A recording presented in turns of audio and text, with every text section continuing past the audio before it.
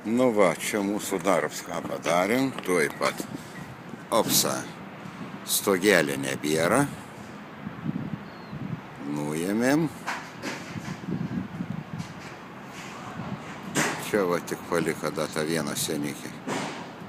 Čia bus sekmadienį darbs. Čia va, šonus apėjom. Rasikalėm.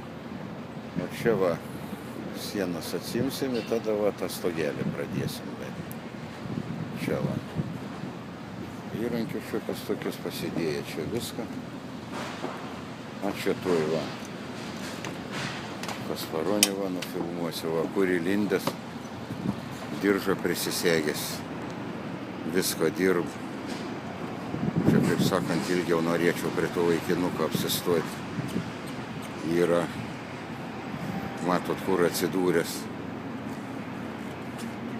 Po kariuomenės parėję, išėjo į snaigę dirbt, Lietuvai pasidarė nebreikalingas. Tada cigaretės vežė iš Londono, iš Lenkijos, bet, nu tai ką. Kaip sakant, žmogus, kuris davė darbą muitininkams, prokurorams, teisėjams, policijai, visiems uždirbinėjai, išskyrus valstybę. Valstybei nebuvo naudos, bet kam valstybė iš snaigės senai išmetė.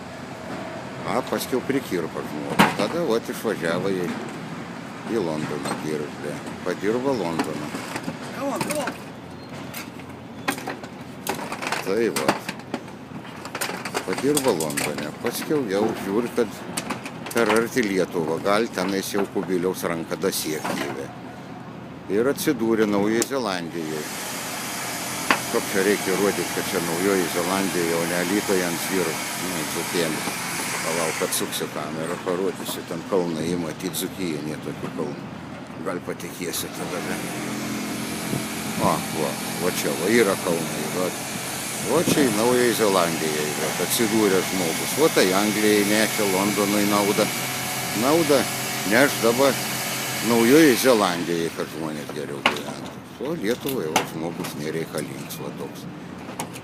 Įdarbštus viskas žmogelis. Kaip jis dirb, vis krūt ir krūt.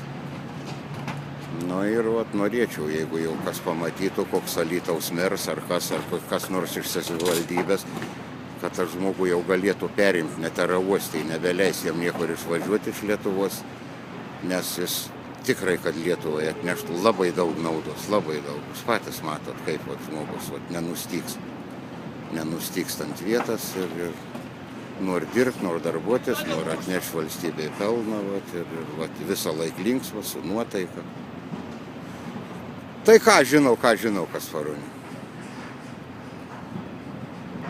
Nu dabar gal biškį pailsa. Čia nepailsim, čia pagalvos, ką dirbti ir toliau imsis dirbti.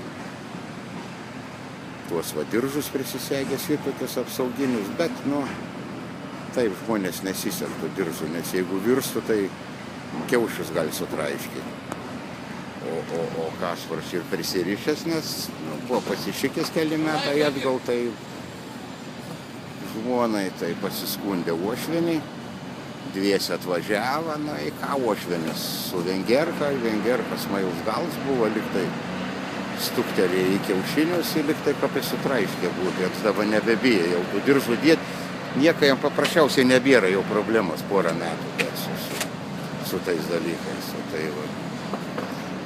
Tai va, nu kas toliau reikia padėti žmogui darbuotis, nes atims man tą kamerą ir išmes į šiukšlyną. Kartais užplauk jam nuo to darbo. Nu va tai tiek.